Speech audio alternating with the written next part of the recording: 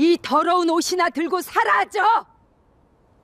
갑자기 점퍼를 내 얼굴에 던진 사람은 치매 환자라던 시어머니였습니다. 남편과 내연녀는 뒤에서 비웃었지요. 하지만 저는 몰랐습니다. 시어머니가 갑자기 치매 환자로 변한 데에는 숨겨진 비밀이 있었다는 걸. 사연 시작 전 구독, 좋아요 버튼 눌러주세요. 오늘의 사연 지금 바로 시작합니다. 안녕하세요. 저는 올해 48살이 된 박영숙이라고 합니다.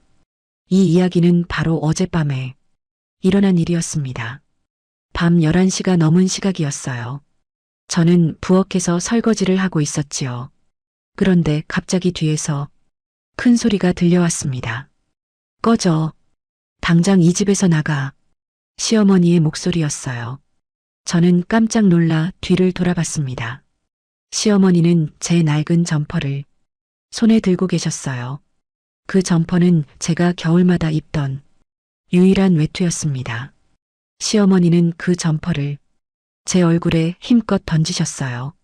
이 냄새나는 옷이나 들고 사라져. 내가 이 집에 있으니까 우리 집안이 더러워진다고. 저는 너무 놀라서 말도 못했습니다. 시어머니는 지난 3년 동안 치매를 앓고 계셨거든요.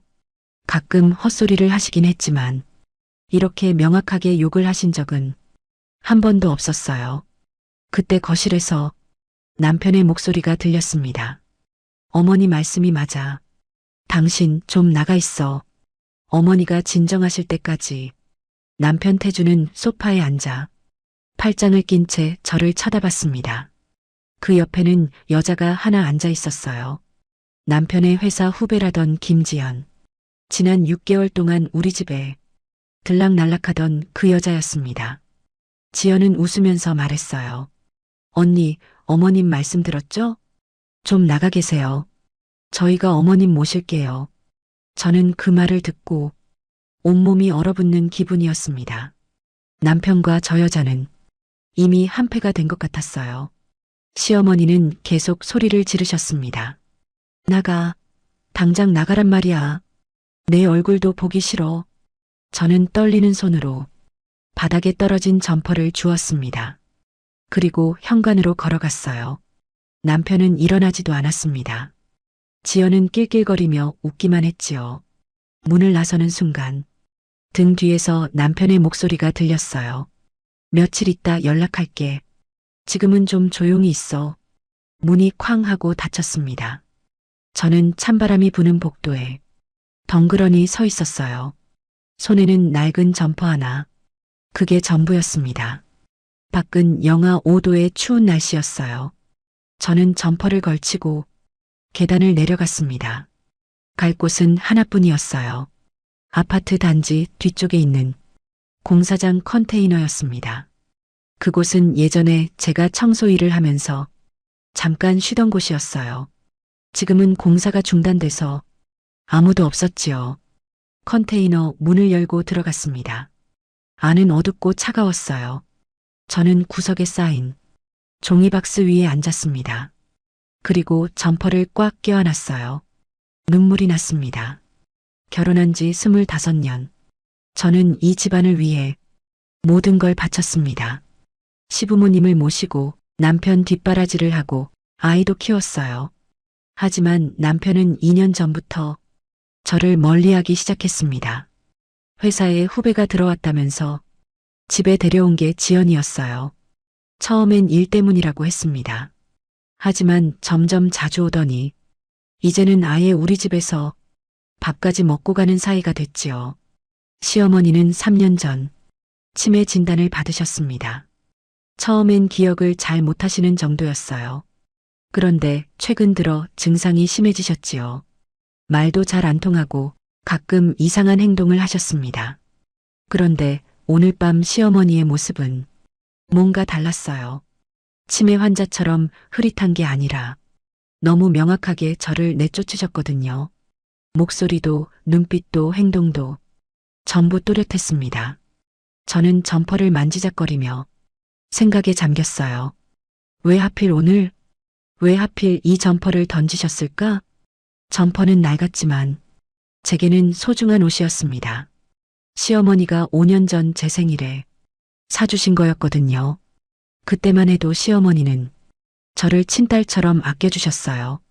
그런 시어머니가 오늘은 그 점퍼를 제 얼굴에 던지셨습니다. 게다가 남편과 지연은 아무렇지도 않게 웃고 있었어요. 뭔가 이상했습니다. 모든 게 너무 계획적으로 느껴졌어요. 저는 추운 컨테이너 안에서 점퍼를 꽉 껴안고 웅크렸습니다. 내일 아침이 되면 남편한테 연락이 올까요? 아니면 그냥 이대로 버려지는 걸까요? 그 순간 제 머릿속에 한 가지 의문이 떠올랐습니다. 시어머니의 치매가 정말 진짜일까? 밤새 잠을 이루지 못했습니다. 컨테이너 안은 너무 추웠고 바람 소리가 무섭게 들렸어요. 저는 점퍼를 뒤집어 쓰고 종이박스에 기댄 채 앉아 있었습니다. 그러다 문득 지난 몇 달간의 일들이 하나씩 떠오르기 시작했어요. 시어머니의 행동 말입니다.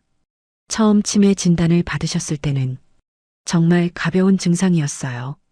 방금 한 말을 까먹으신다거나 오늘이 무슨 요일인지 헷갈려 하시는 정도였지요. 그런데 6개월 전부터 갑자기 증상이 심해지셨습니다. 마침 그때가 지연이 우리 집에 드나들기 시작한 시기였어요. 이상한 건 그때부터였습니다. 어느 날 저녁이었어요.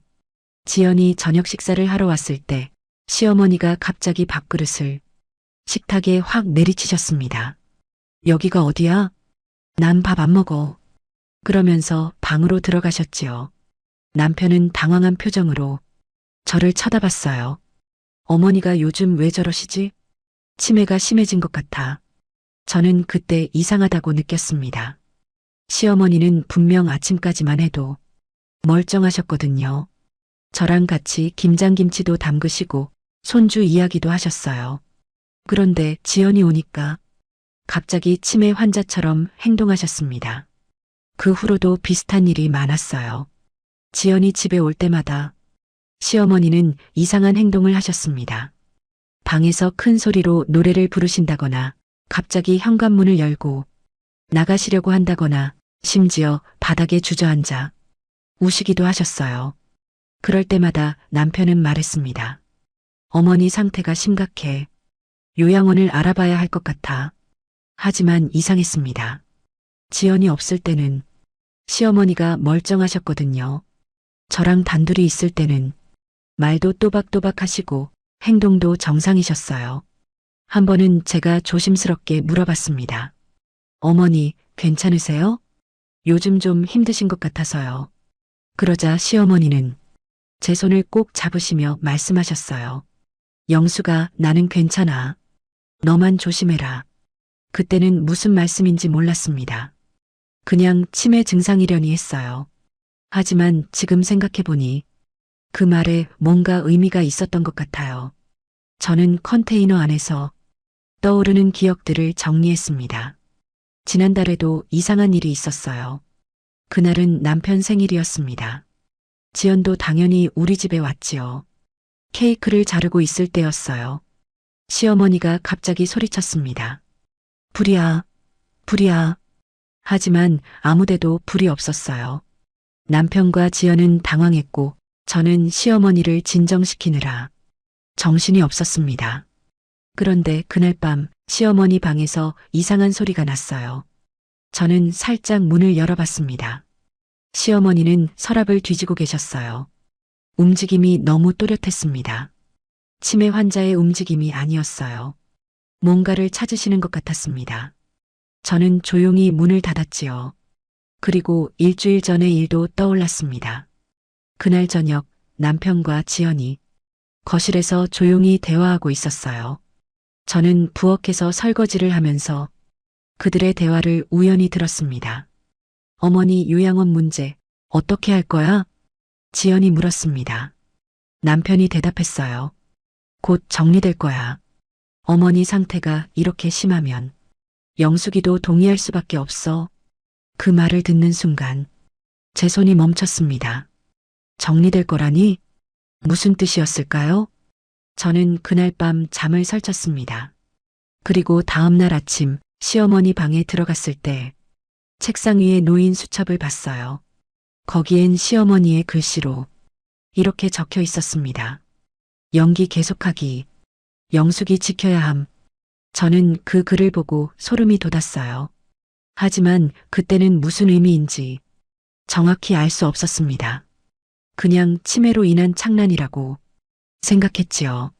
지금 이 순간 컨테이너 안에 앉아서 모든 기억을 되짚어보니 확신이 들었습니다. 시어머니는 치매가 아니었어요. 아니, 정확히는 치매인 척 연기를 하고 계셨던 겁니다. 왜일까요? 왜 시어머니는 치매 환자처럼 행동하셨을까요? 그리고 왜 저를 지켜야 한다고 쓰셨던 걸까요? 저는 떨리는 손으로 점퍼를 다시 껴안았습니다. 그리고 문득 이런 생각이 들었어요. 어쩌면 시어머니는 저를 보호하려고 일부러 그러셨던 건 아닐까? 하지만 누구로부터, 무엇으로부터 저를 지키려고 그런 연기를 하신 걸까요? 추운 새벽 공기 속에서 저는 점퍼를 꽉 껴안았습니다. 그 순간 점퍼 안쪽에서 뭔가 이상한 감촉이 느껴졌어요. 뭔가 있었습니다. 점퍼 안감 속에 무언가가 숨겨져 있었던 겁니다. 저는 놀란 마음에 점퍼를 펼쳐서 자세히 살펴봤습니다. 컨테이너 안은 어두웠지만 새벽빛이 조금씩 들어오고 있었어요. 점퍼 안감을 만져보니 분명히 뭔가 있었습니다. 안감 한쪽이 두툼하게 부풀어 있었어요. 저는 손가락으로 조심스럽게 그 부분을 눌러봤습니다. 딱딱한 게 만져졌어요. 종이 같았습니다. 심장이 빠르게 뛰기 시작했어요. 점퍼 안쪽을 뒤집어서 보니 안감에 바느질이 되어 있었습니다. 그런데 이상했어요. 바느질이 두 줄로 되어 있었거든요. 바깥쪽 바느질은 깔끔했지만 안쪽 바느질은 조금 엉성했습니다. 마치 나중에 누가 급하게 덧댄 것 같았어요. 저는 떨리는 손으로 그 바느질 부분을 뜯기 시작했습니다. 실이 하나씩 풀리기 시작했어요. 조금씩 조금씩 바느질을 뜯어내니 안에서 하얀 종이가 보였습니다. 종이를 꺼냈어요. 작은 메모지였습니다. 접혀 있었지요. 저는 숨을 깊이 들이쉬고 그 종이를 펼쳤습니다. 거기엔 시어머니의 글씨가 적혀 있었어요. 영수가 저놈들이 너를 노리고 있어. 내가 널 지켜줄게. 이 점퍼를 절대 버리지 마라. 눈물이 핑 돌았습니다. 손이 떨려서 종이를 제대로 잡을 수가 없었어요. 시어머니는 알고 계셨던 겁니다. 남편과 지연이 저를 노리고 있다는 걸. 그래서 일부러 치매 환자처럼 행동하셨던 거예요. 저를 보호하기 위해서. 저는 주저앉아 울었습니다. 추운 컨테이너 안에서 소리 없이 눈물을 흘렸어요. 시어머니는 3년 동안 혼자서 모든 걸 견디셨던 겁니다. 치매 환자인 척 연기하면서 저를 지키려고 애쓰셨던 거예요. 그런데 저는 몰랐습니다. 시어머니의 진심을, 그 고통을. 저는 종이를 다시 펼쳐서 찬찬히 읽어봤습니다. 저놈들이 너를 노리고 있다는 말. 그게 무슨 뜻일까요? 남편과 지연이 저를 어떻게 하려고 했던 걸까요? 저는 점퍼를 다시 뒤져봤습니다. 혹시 또 다른 쪽지가 있을까 싶어서요. 안감을 꼼꼼히 만져보니 또 다른 부분이 두툼하게 부풀어 있었습니다. 저는 그 부분의 바느질도 뜯었어요. 그리고 두 번째 쪽지를 꺼냈습니다. 이번 쪽지에는 이렇게 적혀 있었어요. 영수가 내가 일부러 그런다. 너라도 살아야 한다. 저놈들의 계획을 조심해라. 특히 너한테 먹으라고 주는 것 절대 먹지 마라. 손에서 힘이 빠졌습니다. 쪽지가 바닥에 떨어졌어요. 먹으라고 주는 것을 조심하라니. 그게 무슨 말씀일까요? 저는 지난 몇 달을 떠올렸습니다. 그러고 보니 이상한 일들이 몇 번 있었어요. 한 달 전이었습니다. 지연이 갑자기 비타민을 사왔어요. 언니, 요즘 안색이 안 좋아 보여서요. 이거 드세요. 수입산이라 비싼 거예요. 저는 고맙다고 하면서 그 비타민을 받았습니다. 하지만 먹기 전에 시어머니가 제 방으로 오셨어요. 영수가 그거 먹지 마. 내가 내 건강 체크해 줄게. 그러시면서 비타민병을 가져가셨습니다. 저는 그때 시어머니가 치매 증상 때문에 그러시는 줄 알았어요. 그런데 며칠 후 시어머니 방 쓰레기통에서 그 비타민병을 봤습니다. 뚜껑이 열려 있었고 안에 든 알약들이 전부 부서져 있었어요. 저는 그냥 치매 때문에 이상한 행동을 하신 거라고 생각했지요. 하지만 지금 생각해보니 시어머니는 그 비타민을 일부러 없애신 겁니다. 혹시 그 안에 뭔가 이상한 게 들어있을까봐. 또 다른 일도 있었어요. 2주 전이었습니다. 남편이 갑자기 저한테 보험을 하나 들자고 했어요. 여보, 우리 나이도 있고 해서 보험 하나 더 들어두는 게 좋을 것 같아. 내가 좋은 거 알아봤어. 저는 별 생각 없이 서류에 사인을 했습니다. 그런데 그날 밤 시어머니가 제 방으로 오셨어요. 영수가 내가 오늘 뭐 서류 같은 거 쓰지 않았니? 네, 보험 서류요. 시어머니는 걱정스러운 표정으로 제 손을 잡으셨습니다. 조심해라, 영수가. 모든 게 계획이다. 저는 그때도 무슨 말인지 몰랐어요. 그냥 치매 증상이려니 했지요. 하지만 지금은 알 것 같습니다. 남편이 저한테 보험을 들게 한 것도 뭔가 계획이 있었던 거예요. 저는 떨리는 손으로 2장의 쪽지를 다시 읽어봤습니다. 시어머니는 모든 걸 알고 계셨어요. 남편과 지연의 계획을. 그래서 3년 동안 치매 환자인 척 연기하시면서 저를 지키려고 하셨던 겁니다. 그런데 어젯밤 왜 갑자기 저를 내쫓으신 걸까요? 왜 점퍼를 제 얼굴에 던지신 거죠? 저는 다시 점퍼를 뒤졌습니다. 혹시 또 다른 쪽지가 있을까 싶어서요. 그런데 안감 깊숙한 곳에서 또 다른 감촉이 느껴졌습니다. 이번엔 종이가 아니었어요. 뭔가 딱딱하고 작은 물체였습니다. 저는 조심스럽게 그 부분의 바느질을 뜯었어요. 안에서 작은 물건이 나왔습니다. 플라스틱으로 쌓여 있었어요. 비닐을 벗기니 작은 USB 메모리가 나왔습니다. 심장이 멎을 것 같았어요. USB 안에는 대체 무엇이 들어있는 걸까요? 그리고 시어머니는 왜 이걸 점퍼 안에 숨겨두신 걸까요?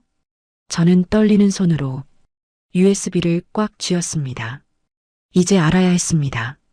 남편과 지연이 대체 무슨 계획을 세웠던 건지, 그리고 시어머니는 왜 이렇게까지 하시면서 저를 지키려 하셨는지. 새벽빛이 점점 밝아지고 있었어요. 저는 USB를 주머니에 넣고 컨테이너 밖으로 나왔습니다. 이제 진실을 확인할 시간이었습니다. 새벽 6시가 조금 넘은 시각이었어요. 저는 근처 24시간 PC방으로 향했습니다. 주머니 속 USB가 손에 쥐어질 때마다 심장이 두근거렸어요. PC방 문을 열고 들어갔습니다. 아르바이트생이 졸린 눈으로 저를 쳐다봤어요. 2시간 주세요. 저는 떨리는 목소리로 말했습니다. 구석자리에 앉아서 컴퓨터를 켰어요. USB를 꺼내 컴퓨터에 꽂았습니다. 손이 너무 떨려서 2번이나 빗나갔어요. 3번째에야 제대로 꽂혔습니다. 화면에 폴더가 하나 떴어요. 폴더 이름은 이렇게 적혀 있었습니다. 영수가 꼭 봐라. 저는 숨을 깊이 들이쉬고 폴더를 클릭했습니다. 안에는 파일이 3개 있었어요. 녹음 파일 2개와 사진 파일 하나였습니다. 첫 번째 녹음 파일을 재생했습니다. 처음엔 잡음만 들렸어요. 그러다 남편의 목소리가 들렸습니다. 어머니만 없어지면 상속은 전부 내 거야. 집도 예금도 보험금도. 그 다음은 지연의 목소리였어요. 그럼 빨리 처리해야죠. 어머니 치매도 심하다고 하고 요양원 보내면 되잖아요. 아니야. 요양원은 돈이 너무 많이 들어. 차라리 다른 방법을 찾아야 해. 다른 방법이요? 응. 조용히 자연스럽게 아무도 의심 안 하게. 저는 손으로 입을 막았습니다. 온몸에 소름이 돋았어요. 남편과 지연은 시어머니를 없애려고 계획하고 있었던 겁니다. 녹음은 계속 이어졌습니다. 근데 문제가 하나 있어. 영숙이야. 영숙이요? 왜요? 영숙이가 어머니를 너무 잘 모셔. 항상 곁에 있잖아. 그래서 실행하기가 어려워. 그럼 영숙 언니를 먼저 떼어놓으면 되잖아요. 그 말을 듣는 순간 저는 의자에서 일어날 뻔했습니다. 저를 먼저 떼어놓는다니 그게 무슨 뜻이었을까요? 남편이 다시 말했습니다. 맞아. 영숙이를 먼저 집에서 내보내야 해. 그래야 어머니한테 접근할 수 있어. 어떻게요? 간단하지. 영숙이랑 어머니 사이를 틀어지게 만들면 돼. 어머니가 영숙이를 싫어하게 만들고 영숙이가 스스로 나가게 만드는 거야. 녹음이 거기서 끊겼습니다. 저는 멍하니 화면을 쳐다봤어요. 눈물이 주르르 흘러내렸습니다. 어젯밤 일이 이해가 됐습니다. 시어머니가 저를 내쫓은 건 남편의 계획을 알고 계셨기 때문이에요. 저를 집에서 떼어놓으려는 남편의 계획을. 그래서 시어머니는 일부러 저를 먼저 내쫓으신 겁니다.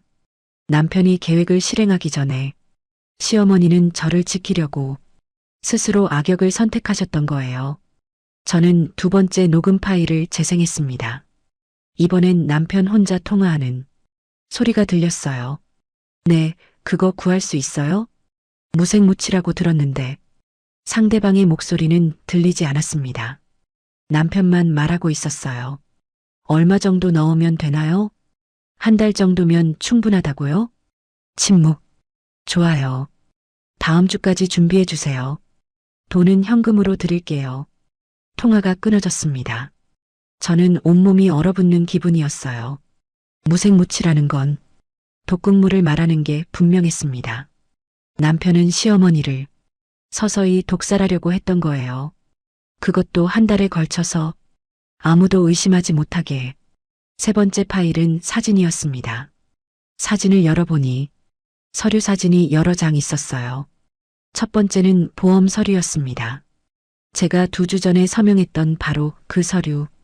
자세히 보니 보험금 수령인이 남편으로 되어 있었어요. 보험 금액은 3억 원. 두 번째 사진은 시어머니의 보험 서류였습니다. 수령인 역시 남편. 금액은 5억 원이었어요. 세 번째 사진은 은행 통장 사본이었어요. 시어머니 명의의 통장이었습니다. 잔액이 4억 원이 넘었어요. 네 번째 사진은 부동산 서류였습니다. 우리가 살고 있는 아파트와 시골에 있는 땅 문서였어요. 모두 합치면 10억 원이 넘는 재산. 마지막 사진은 메모였습니다. 남편의 글씨였어요. 순서 1. 영숙 내보내기. 2. 어머니 독극물 투여 시작. 3. 한 달 후 사망 처리. 4. 치매로 인한 자연사로 위장. 5. 재산 정리. 저는 화면을 보면서 숨을 쉴 수가 없었습니다. 남편은 모든 걸 계획했던 겁니다. 저를 내쫓고 시어머니를 독살하고 모든 재산을 차지하려고, 그리고 지연과 함께 새로운 삶을 시작하려고. 저는 주먹으로 책상을 쳤습니다. 옆자리 사람이 놀라서 쳐다봤어요. 하지만 신경 쓸 겨를이 없었습니다. 시어머니는 이 모든 걸 알고 계셨던 거예요. 그래서 3년 동안 치매 환자인 척 연기하시면서 시간을 버셨던 겁니다. 남편의 계획을 방해하기 위해서, 저를 지키기 위해서. 그리고 어젯밤 남편이 저를 내쫓으려고 하자 시어머니가 먼저 움직이신 겁니다. 저한테 점퍼를 던지시면서 이 증거들을 쥐어주신 거예요. 저는 USB를 빼서 주머니에 넣었습니다.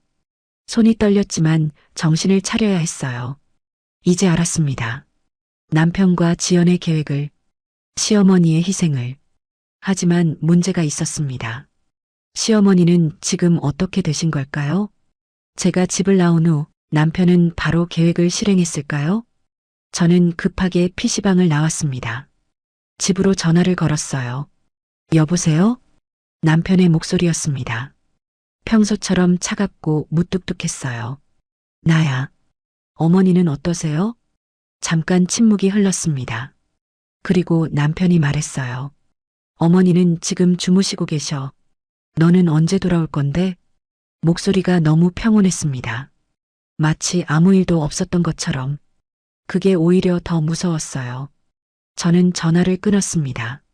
그리고 다시 컨테이너로 달려갔어요. 점퍼를 들고 다시 안감을 뒤졌습니다. 혹시 또 다른 쪽지가 있을까 싶어서. 그리고 마지막 쪽지를 발견했습니다. 가장 깊숙한 곳에 숨겨져 있었어요. 쪽지를 펼쳤습니다. 시어머니의 글씨가 떨리는 필체로 적혀 있었습니다. 영수가 혹시 내가 견디지 못하면 이걸 경찰에 가져가라. 너라도 살아야 한다. 미안하다, 내 딸아. 눈물이 쏟아졌습니다. 시어머니는 이미 알고 계셨어요. 본인이 위험하다는 걸, 남편이 독극물을 준비했다는 걸, 하지만 끝까지 저를 지키려고 혼자 모든 걸 감당하셨던 겁니다. 저는 더 이상 가만히 있을 수 없었어요. 시어머니를 지켜야 했습니다. 저는 컨테이너에 앉아서 정신을 가다듬었습니다. 지금 당장 집으로 달려가고 싶었지만 그럴 수는 없었어요.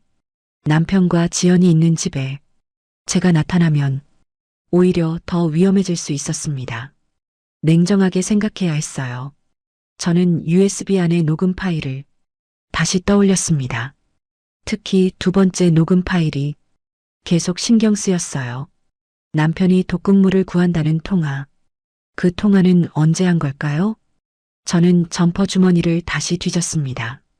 혹시 시어머니가 날짜를 메모해 두셨을까 싶어서요. 작은 메모지 하나가 나왔습니다. 거기엔 이렇게 적혀 있었어요. 12월 5일 오후 6시 태준이 수상한 전화통화. 12월 7일 낮 12시 지연이가 가방에서 약봉지 꺼냄. 12월 9일 저녁 7시 태준이 어머니 저녁 식사에 뭔가 탔음. 내가 엎질렀음. 심장이 쿵 내려앉았습니다. 12월 9일은 바로 사흘 전이었어요. 그날 저녁을 저는 기억하고 있었습니다. 그날 시어머니가 갑자기 밥그릇을 엎으셨던 거예요. 저는 치매 증상이라고 생각했는데 알고 보니 일부러 그러신 거였습니다. 남편이 뭔가를 탔다는 걸 눈치채셨기 때문에 저는 온몸이 차갑게 식는 걸 느꼈어요. 그렇다면 이미 독극물 투여가 시작된 겁니다. 사흘 전부터. 그리고 제가 어젯밤 쫓겨났으니 남편은 지금 더 자유롭게 시어머니를 공격할 수 있는 상황. 저는 급하게 일어났습니다. 경찰에 신고해야 했어요. 지금 당장. 하지만 한 발자국 떼는 순간 멈춰섰습니다. 경찰이 믿어줄까요? 녹음 파일과 사진이 있긴 하지만 그것만으로 충분할까요? 저는 다시 앉아서 생각했습니다. 좀 더 확실한 증거가 필요했어요. 그때 핸드폰이 울렸습니다. 모르는 번호였어요. 저는 조심스럽게 전화를 받았습니다. 여보세요? 영숙 씨죠? 저 김 변호사예요. 김 변호사? 저는 잠시 생각했습니다. 그러다 기억이 났어요. 6개월 전 시어머니가 혼자 법률 상담을 받으러 가신 적이 있었습니다. 그때 만난 분이 김 변호사였어요. 네, 맞습니다. 박 여사님께서 저한테 부탁을 하나 하셨어요. 만약 박 여사님한테 무슨 일이 생기면 영숙 씨한테 연락하라고요. 무슨 일이 생겼나요? 어제 밤부터 박 여사님한테 연락이 안 돼요. 약속된 시간에 전화를 안 받으셨거든요. 저는 숨이 막혔습니다. 박 여사님이 저한테 봉투 하나를 맡기셨어요. 영숙 씨가 찾아오면 주라고요. 오늘 10시에 제 사무실로 오실 수 있나요? 네, 가겠습니다. 주소를 받아 적고 전화를 끊었습니다. 시어머니는 모든 걸 준비하고 계셨던 거예요. 변호사한테까지 증거를 맡기시고 만약을 대비해 보험을 들어두셨던 겁니다. 시간을 확인했습니다. 아침 8시, 2시간 후에 변호사 사무실로 가야 했어요. 저는 근처 편의점으로 가서 세면을 했습니다. 그리고 따뜻한 커피를 마시며 정신을 차렸어요. 아침 9시 50분. 저는 변호사 사무실 앞에 도착했습니다. 작은 건물 3층에 있는 법률사무소였어요. 문을 열고 들어가니 40대 중반의 남자 변호사가 저를 맞이했습니다. 영숙 씨시죠? 앉으세요. 저는 긴장한 채 앉았습니다. 변호사는 책상 서랍에서 두툼한 봉투를 꺼냈어요. 박 여사님이 6개월 전에 이걸 맡기셨어요. 혹시 본인한테 무슨 일이 생기면 며느리 영숙 씨한테 전하라고요.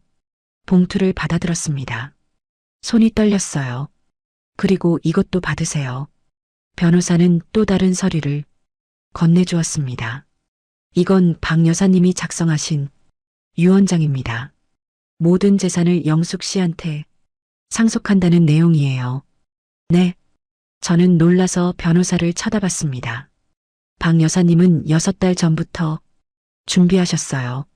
아들 태준 씨를 완전히 배제하고 며느리인 영숙 씨를 유일한 상속인으로 지정하셨습니다. 저는 멍하니 서류를 쳐다봤어요. 왜요? 왜 저한테 모든 걸 주신다는 거죠? 박 여사님이 그러셨어요. 영숙 씨만이 진짜 가족이라고.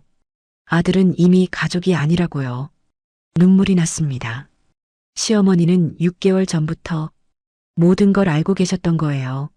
남편의 계획을, 지영과의 관계를, 그래서 미리 재산을 제 이름으로 옮기셨던 겁니다. 봉투를 열었습니다. 안에는 또 다른 서류들이 있었어요. 첫 번째는 남편과 지연이 문자 메시지 캡처본이었습니다. 자기야, 어머니만 없어지면 우리 결혼할 수 있어. 응, 조금만 기다려. 곧 끝날 거야. 두 번째는 은행 거래 내역이었습니다. 남편이 지연에게 보낸 돈 6개월 동안 모두 합치면 3천만 원이 넘었어요. 세 번째는 사진이었습니다. 남편과 지연이 함께 있는 사진.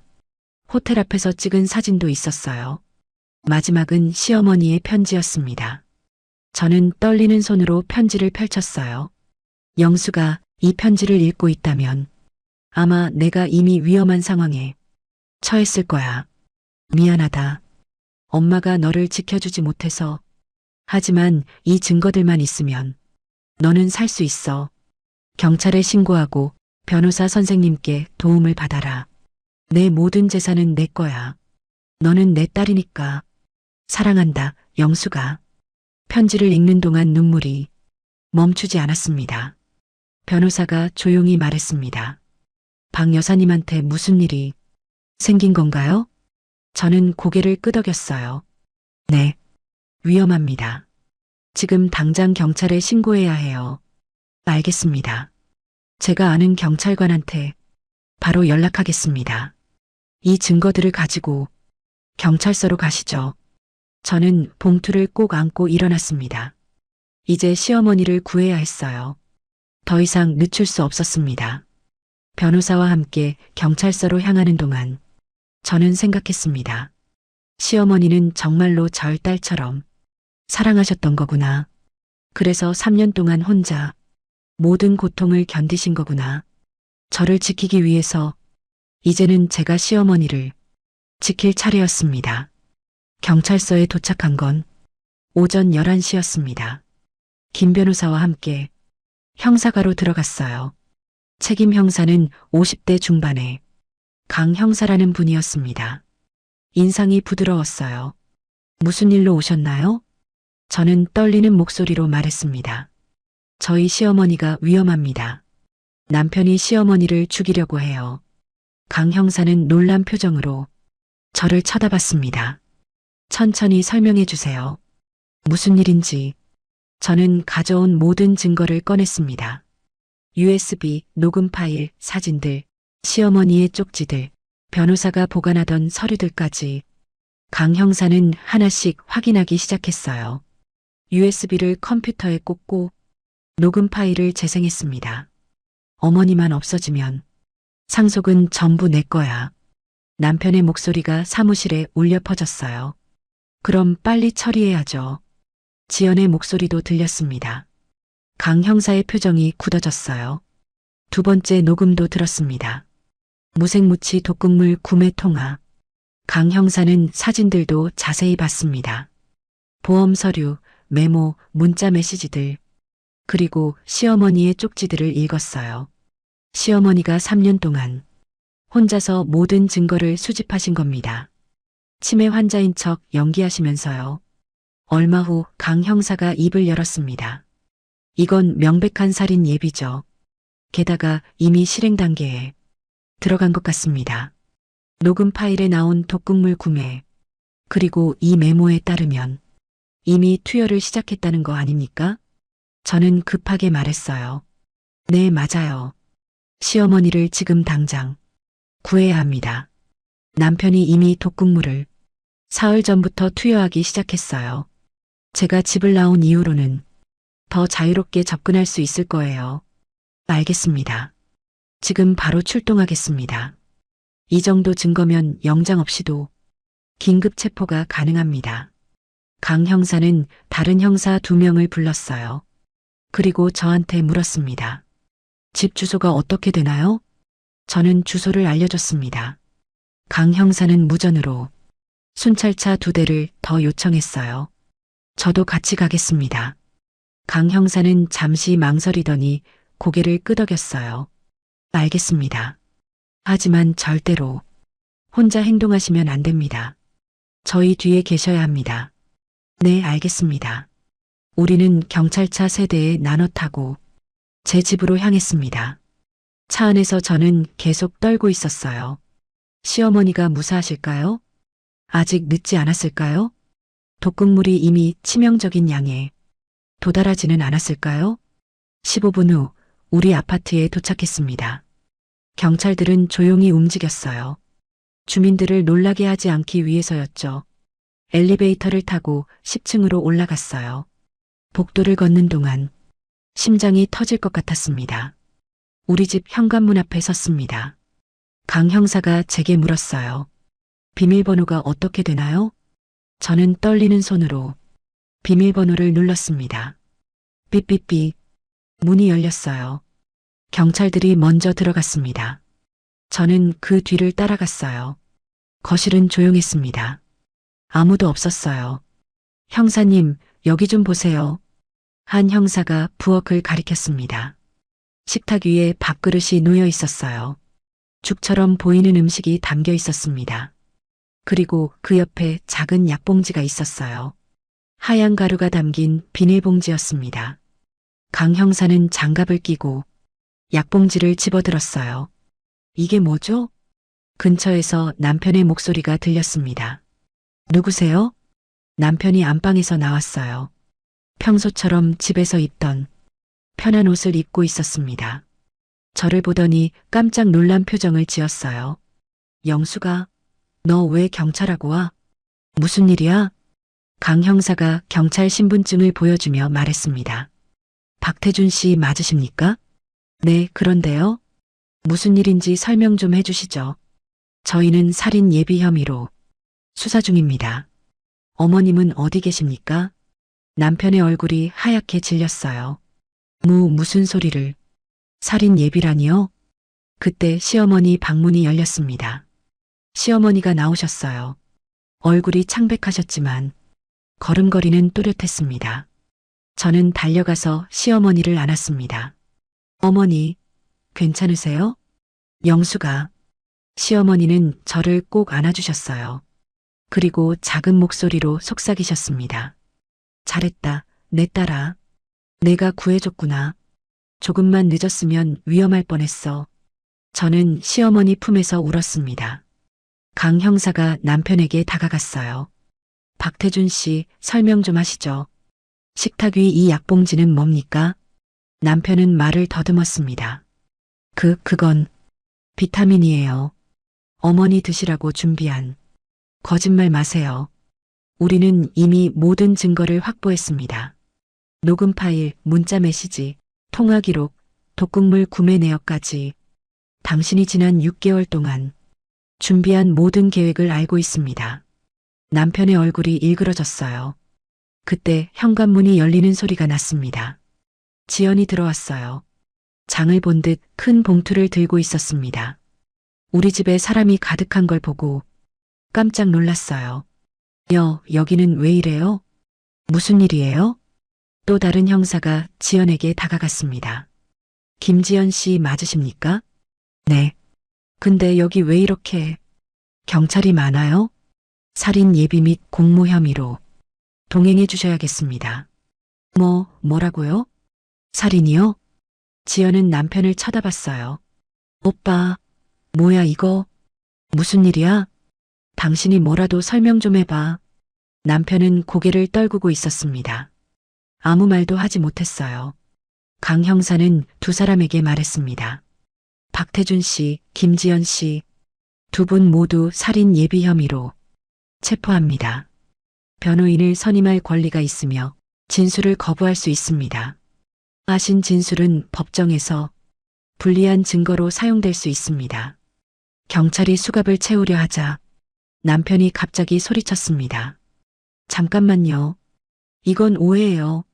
저는 아무것도 안 했어요. 아직 아무 일도 안 일어났잖아요. 그럼 이 녹음은 뭡니까? 독극물 구매 통화는요? 보험금 수령인 변경은요? 그리고 식탁 위 약봉지는요? 남편은 입을 다물었습니다. 지연이 울면서 소리쳤어요. 저는 몰랐어요. 오빠가 그냥 어머니를 요양원 보내는 줄 알았어요. 전 정말 몰랐다고요. 하지만 녹음에는 당신 목소리도 있습니다. 빨리 처리하자고 한 건 당신 아니었나요? 그리고 이 문자 메시지들은요? 지연도 말문이 막혔습니다. 경찰은 두 사람에게 수갑을 채웠어요. 남편과 지연은 고개를 떨군 채 경찰차로 끌려갔습니다. 거실에는 저와 시어머니 그리고 강 형사만 남았습니다. 강 형사가 말했습니다. 식탁 위 음식과 약봉지는 국과수에 보내서 분석하겠습니다. 그리고 박 여사님은 병원에 가셔서 정밀 검사를 받으셔야 합니다. 혹시 이미 독극물이 투여됐을 수 있으니까요. 시어머니가 고개를 끄덕이셨어요. 알겠습니다. 사실 며칠 전부터 몸이 좀 이상했어요. 하지만 참았습니다. 증거를 모아야 했으니까요. 강 형사는 우리를 쳐다보며 말했습니다. 두 분 정말 대단하십니다. 특히 박 여사님, 3년 동안 치매 환자인 척 연기하면서 증거를 모으셨다니 보통 사람은 절대 못할 일입니다. 시어머니가 쓸쓸하게 웃으셨어요. 내 아들이 이렇게 될 줄은 몰랐어요. 하지만 며느리만은 지켜야 했어요. 얘는 나한테 진짜 딸이니까요. 저는 시어머니 손을 꼭 잡았습니다. 어머니, 영수가 미안하다. 내가 고생 많았지? 아니에요, 어머니. 저야말로 어머니가 혼자 감당하신 게 너무 많으세요. 우리는 서로를 꼭 안았습니다. 3년 동안의 고통이 눈물로 쏟아졌습니다. 하지만 이제 끝이었어요. 악몽 같은 시간은 끝났습니다. 남편과 지연이 경찰에 끌려간 후 저와 시어머니는 병원으로 향했습니다. 강 형사도 함께 따라왔어요. 병원 응급실에 도착하자 의사가 시어머니를 진찰하기 시작했습니다. 어머님, 언제부터 몸이 안 좋으셨어요? 시어머니가 대답하셨습니다. 사흘 전부터요. 속이 메스껍고 어지러웠어요. 머리도 계속 아팠고요. 의사는 고개를 끄덕이며 피 검사와 소변 검사를 지시했어요. 독극물 검사도 함께 하겠습니다. 결과는 내일 오전에 나올 겁니다. 저는 시어머니 곁에 앉아서 손을 꼭 잡고 있었어요. 어머니, 괜찮으실 거예요. 이제 다 끝났어요. 시어머니는 제 손을 쓰다듬으며 말씀하셨습니다. 영수가 고마워. 내가 아니었으면 나는 정말 위험했을 거야. 아니에요, 어머니. 제가 더 빨리 알았어야 했는데 눈물이 또 났습니다. 시어머니는 제 머리를 쓰다듬어 주셨어요. 괜찮아. 우리 이제 안전하잖아. 그때 강 형사가 다가왔습니다. 박 여사님, 식탁 위 약봉지 분석 결과가 방금 나왔습니다. 뭐라고 나왔나요? 비소 성분이 검출됐습니다. 치사량은 아니지만 지속적으로 섭취하면 서서히 장기를 손상시키는 양이었어요. 시어머니가 한숨을 쉬셨습니다. 역시 그랬군요. 그리고 박태준 씨 통화 기록도 확인했습니다. 불법 약물 거래상과 연락한 흔적이 있더군요. 우리가 그쪽도 추적 중입니다. 감사합니다, 형사님.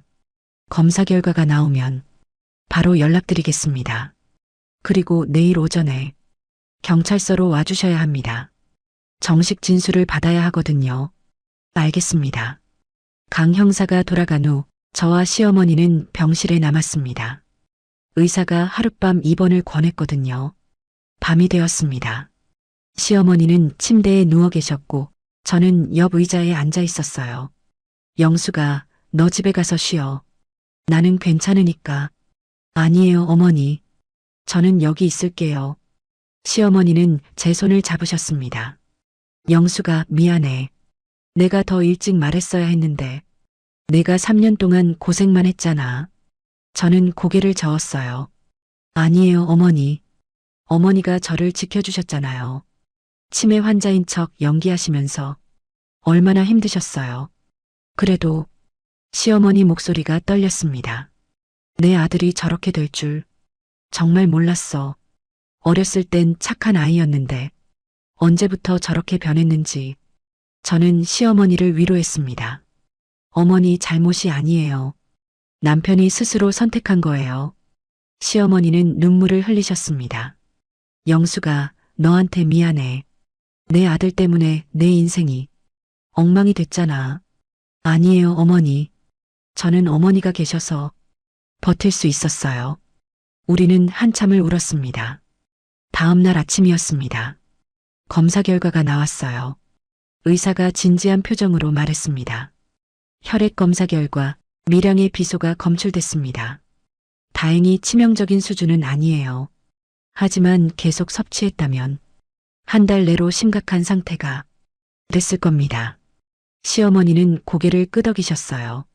저는 정말 운이 좋았네요. 의사가 처방전을 끊어주며 말했습니다. 해독제를 처방해 드릴게요. 일주일 정도 드시면 몸에서 완전히 빠져나갈 겁니다. 감사합니다, 선생님. 우리는 병원을 나와 경찰서로 향했습니다. 정식 진술을 하러 가야 했거든요. 경찰서에 도착하니 강 형사가 기다리고 있었습니다. 어머님, 영숙 씨, 이쪽으로 오세요. 우리는 조사실로 들어갔어요. 시어머니가 먼저 진술을 하셨습니다.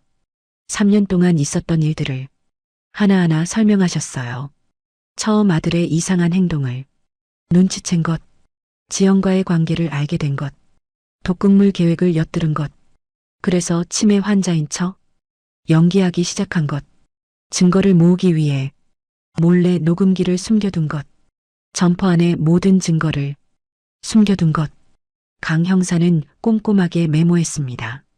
박 여사님 정말 대단하십니다. 보통 사람은 절대 못할 일을 하셨어요. 제 차례가 됐습니다. 저도 지난 6개월 동안 있었던 이상한 일들을 말했어요. 비타민을 주면서 먹으라고 했던 지연의 행동, 갑자기 보험을 들게 했던 남편, 시어머니를 요양원에 보내려던 계획. 강 형사가 말했습니다. 두 분의 진술과 증거로 구속영장을 청구하겠습니다. 박태준 씨와 김지연 씨는 살인 예비 및 공모 혐의로 기소될 겁니다. 재판은 언제쯤 열리나요? 한 달 정도 후가 될 것 같습니다. 검찰 조사가 끝나면 바로 재판에 회부될 거예요. 알겠습니다. 진술을 마치고 나오는데 강 형사가 말했습니다. 참, 그리고 박태준 씨가 접견 신청을 했습니다. 어머님을 만나고 싶다고 하던데요. 시어머니는 잠시 망설이시다가 말씀하셨습니다. 만나지 않겠어요. 이제 그 아이는 내 아들이 아니에요. 강 형사는 고개를 끄덕였습니다. 알겠습니다. 거부 의사를 전달하겠습니다. 우리는 경찰서를 나왔어요. 그런데 경찰서 앞에서 낯선 남자가 저희를 기다리고 있었습니다. 기자였어요. 박 여사님, 잠깐만요. 인터뷰 좀 해주시겠습니까? 우리는 당황했습니다. 이 사건이 벌써 언론에 알려진 건가요? 기자는 카메라를 들고 저희에게 다가왔습니다. 박 여사님, 3년 동안 치매 환자인 척 하시면서 아들의 살인 계획을 막으셨다는데 사실입니까? 저희는 말없이 지나치려 했어요. 하지만 기자는 계속 따라왔습니다. 며느리분도 계시네요. 두 분이 어떻게 이 끔찍한 계획을 막아내셨는지 말씀해 주시겠어요? 강 형사가 나와서 기자를 막았습니다. 지금은 인터뷰할 수 없습니다. 수사 중인 사건이니 물러나 주시기 바랍니다. 우리는 서둘러 택시를 타고 그곳을 빠져나왔어요. 차 안에서 시어머니가 말씀하셨습니다. 이제 온 세상이 알게 되겠구나. 우리 집안 망신이 다 났어. 저는 시어머니 손을 잡았습니다. 어머니, 괜찮아요. 어머니는 잘못하신 게 없어요. 오히려 용감하게 싸우신 거예요. 시어머니는 쓸쓸하게 웃으셨습니다. 그래도 내 아들이 저런 짓을 했다는 게 부끄럽구나. 집으로 돌아왔습니다. 경찰이 증거 수집을 마친 후라 다시 들어올 수 있었어요. 하지만 집은 예전 같지 않았습니다. 경찰이 집 안 곳곳을 조사한 흔적이 남아 있었거든요. 저는 청소를 시작했습니다. 시어머니도 함께 도와주셨어요. 영수가 이제 우리 둘이서 새로 시작하는 거야. 네, 어머니. 우리는 묵묵히 집을 정리했습니다. 다음 날 신문에 우리 이야기가 실렸습니다. 3년간 치매 연기로 며느리 구한 시어머니, 아들의 살인 계획 막아내 기사를 읽으며 눈물이 났습니다. 그 후로 일주일이 지났습니다. 검찰 조사가 시작됐어요. 저와 시어머니는 검찰청에 여러 번 출석했습니다. 검사는 꼼꼼하게 증거를 검토했어요. 녹음 파일, 문자 메시지, 통화 기록, 독극물 구매 내역, 병원 검사 결과까지 모든 증거가 남편과 지연이 범죄를 명확히 입증했습니다. 검사가 말했습니다. 이 정도 증거면 살인 예비죄로 충분히 유죄 판결을 받을 겁니다. 징역 5년 이상은 확실할 것 같습니다. 그리고 한 달 후 드디어 재판 날이 왔습니다. 우리는 법정에 섰어요. 방청석에는 기자들과 시민들이 가득 앉아 있었습니다.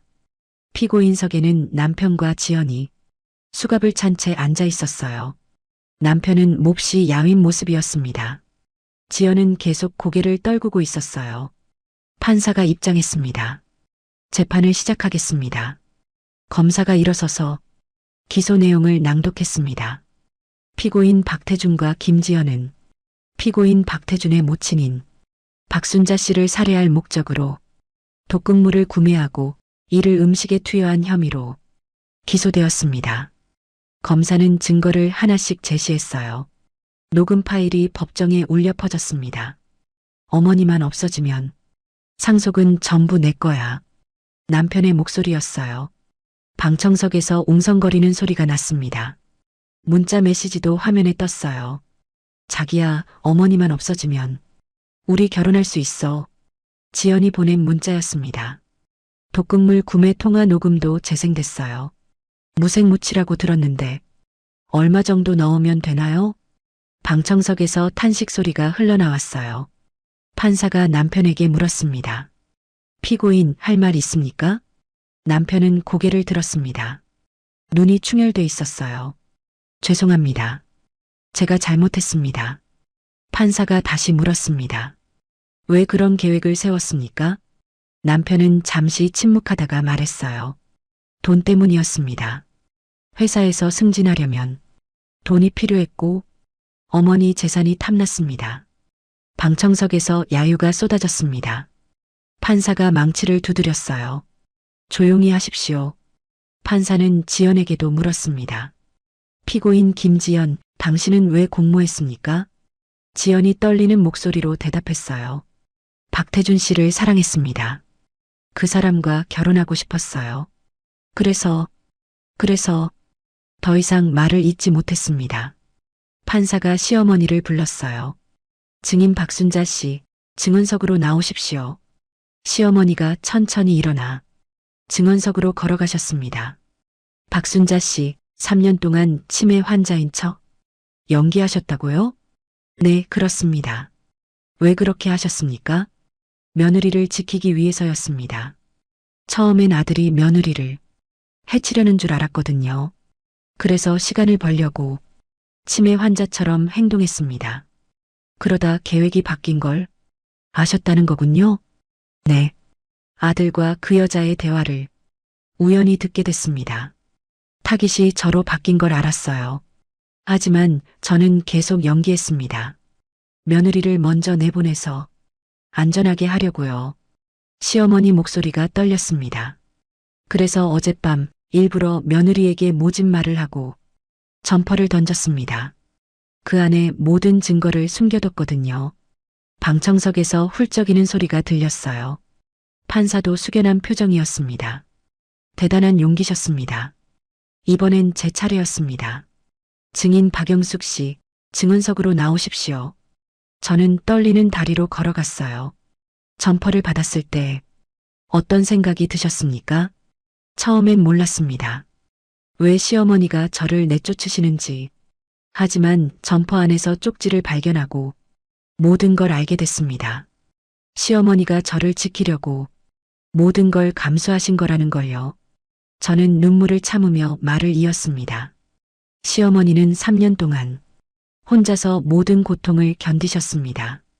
치매 환자처럼 행동하시면서 저를 보호하셨어요.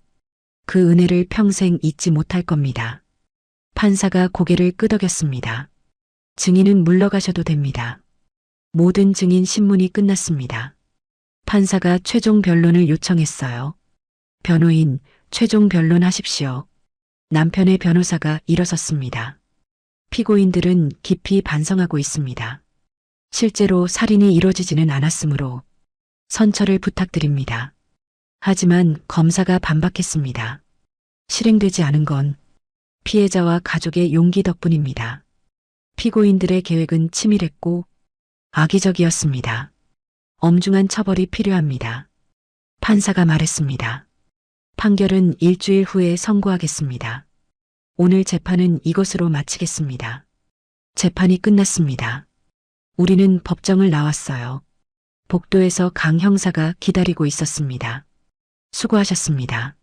좋은 결과 있을 겁니다. 감사합니다, 형사님. 집으로 돌아오는 길 시어머니가 말씀하셨습니다. 영수가 이제 정말 끝난 것 같구나. 네, 어머니.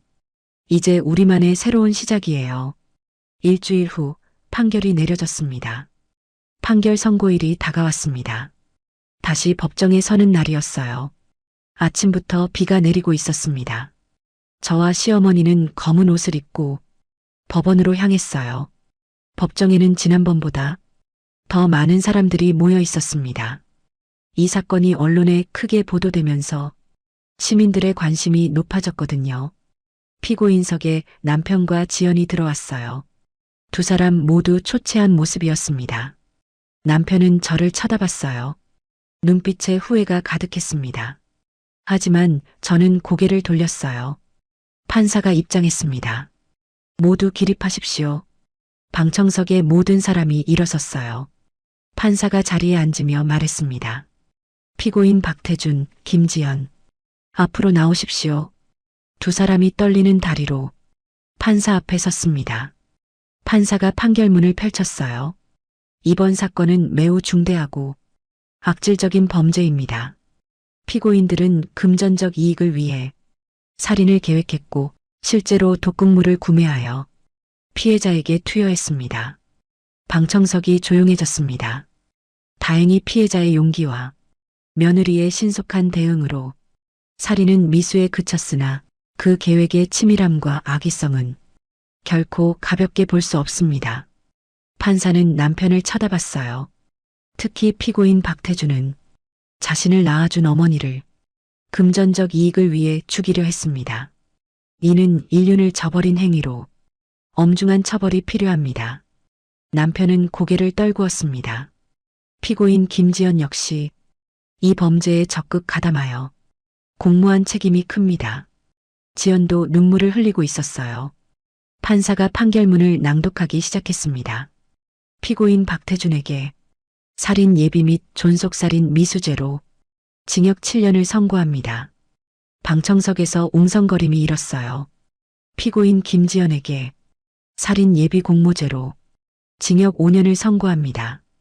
지연이 그 자리에 주저앉았습니다. 또한 피고인들은 피해자에게 각각 위자료 5천만 원씩을 배상하라. 판사가 망치를 두드렸어요. 이상으로 판결을 마칩니다. 재판이 끝났습니다. 남편과 지연은 교도관에게 끌려갔어요. 남편은 끌려가면서 시어머니를 돌아봤습니다. 어머니, 어머니. 하지만 시어머니는 쳐다보지도 않으셨어요. 저는 시어머니 손을 꼭 잡았습니다. 어머니, 이제 정말 끝났어요. 시어머니는 눈물을 훔치며 말씀하셨습니다. 그래, 끝났구나. 이제 우리 새로 시작하자. 우리는 법정을 나왔어요. 복도에서 강 형사가 기다리고 있었습니다. 좋은 판결이 나왔습니다. 두 분 정말 수고 많으셨어요. 감사합니다, 형사님. 덕분에 여기까지 올 수 있었어요. 강 형사는 명함을 건네며 말했어요. 혹시 나중에 도움이 필요하시면 언제든 연락 주세요. 네, 감사합니다. 법원을 나서는데 또 기자들이 몰려왔습니다. 박 여사님, 판결에 대해 어떻게 생각하십니까? 시어머니가 마이크 앞에 섰어요. 정의가 바로 서서 다행입니다. 하지만 한편으로는 슬픕니다. 제 아들이 이렇게 되다니. 어머니, 저는 시어머니 손을 잡았어요. 시어머니는 눈물을 닦으며 말을 이었습니다. 하지만 저는 제 선택을 후회하지 않아요. 며느리를 지킨 것, 정의를 바로 세운 것, 그게 제가 할 수 있는 마지막 어머니로서의 역할이었으니까요. 기자들이 박수를 쳤습니다. 우리는 택시를 타고 집으로 향했어요. 창밖으로 빗물이 흘러내렸습니다. 마치 모든 슬픔을 씻어내는 것 같았어요. 그날 밤 집에서 저녁을 먹었습니다. 오랜만에 둘이서 조용히 밥을 먹는 시간이었어요. 시어머니가 말씀하셨습니다. 영수가, 이제 우리 행복하게 살자. 네, 어머니. 근데 말이야. 시어머니는 잠시 망설이시다가 말을 이었어요. 태준이가 접견 신청을 또 했다는구나. 저는 숟가락을 놓았습니다. 만나실 거예요? 아니, 이젠 그 아이를 내 아들로 생각하지 않기로 했어. 시어머니 목소리가 떨렸습니다. 하지만 가끔은 그래도 궁금하더구나. 어떻게 지내는지. 저는 시어머니를 안아드렸어요. 어머니 마음 알아요. 그래도 아드님이니까요. 시어머니는 제 등을 토닥이셨습니다. 고맙다, 영수가. 내가 있어서 내가 견딜 수 있어. 며칠 후 집에 편지가 왔습니다. 교도소에서 온 편지였어요. 남편이 보낸 거였습니다. 시어머니는 편지를 받아들고 한참을 쳐다보셨어요. 하지만 뜯지는 않으셨습니다. 읽지 않으실 거예요? 읽고 싶지 않구나. 어떤 변명을 늘어놓았을지 뻔하잖아. 시어머니는 편지를 서랍 깊숙이 넣으셨습니다. 언젠가는 읽을 날이 올 거예요. 그럴까? 네. 시간이 지나면요. 시어머니는 쓸쓸하게 웃으셨습니다. 한 달이 지났습니다. 저와 시어머니는 새로운 일상에 적응해 가고 있었어요. 아침마다 함께 공원을 산책했고 오후에는 동네 복지관에서 봉사활동을 했습니다. 시어머니는 치매 환자들을 돕는 자원봉사를 시작하셨어요. 영수가 나는 3년 동안 치매 환자인 척 했잖아. 그러면서 진짜 치매로 고생하시는 분들이 얼마나 힘드실지 알게 됐어. 그분들을 돕고 싶구나.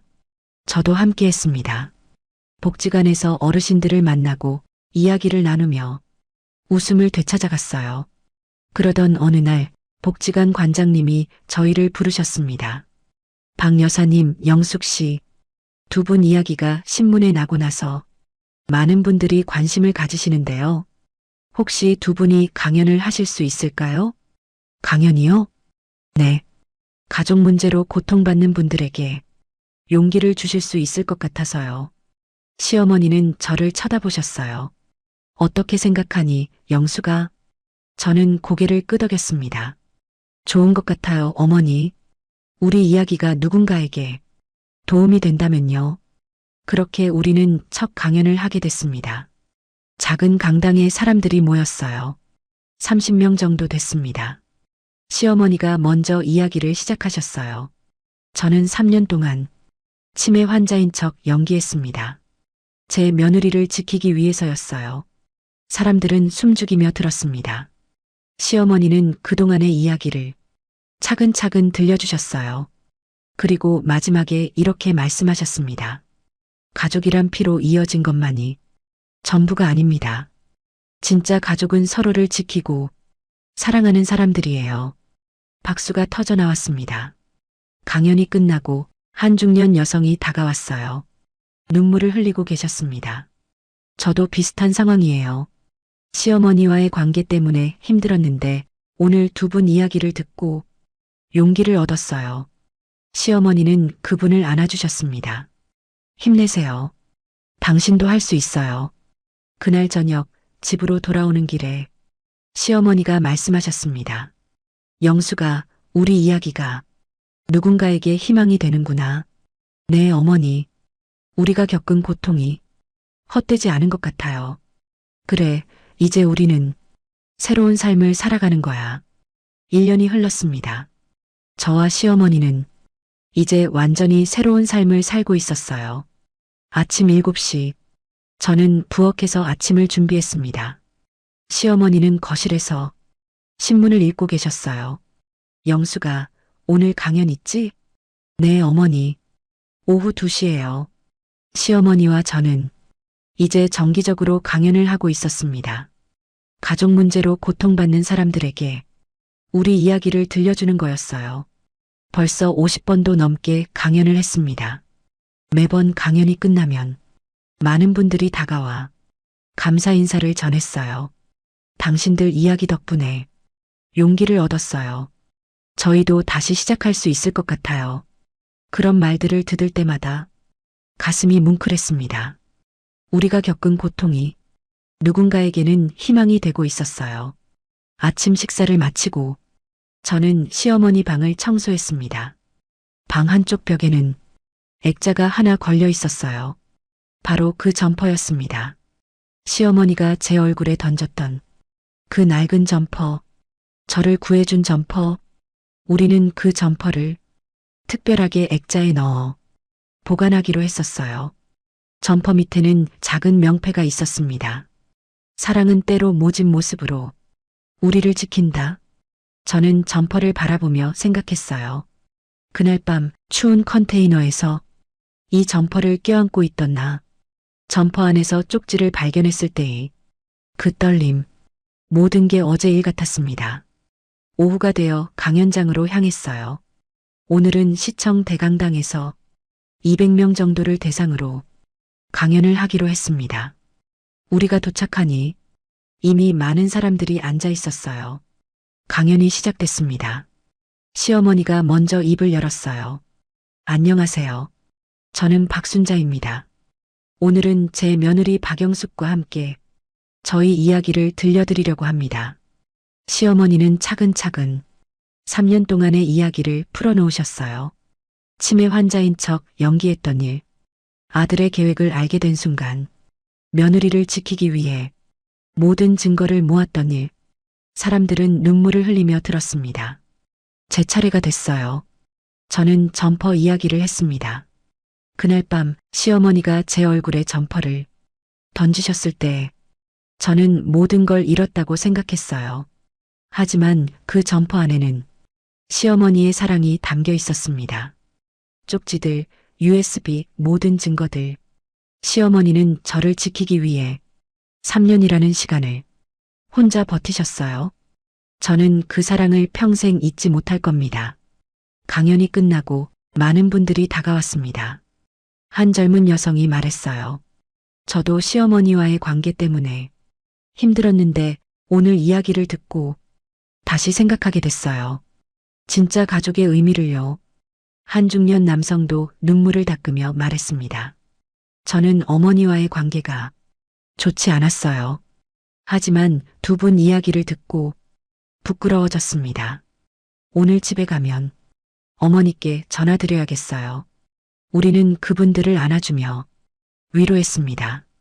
저녁이 되어 집으로 돌아왔어요. 거실 소파에 앉아 차를 마시며 이야기를 나눴습니다. 영수가 우리 이야기가 이렇게 많은 사람들에게 도움이 될 줄 몰랐지? 네, 어머니. 저도 놀라워요.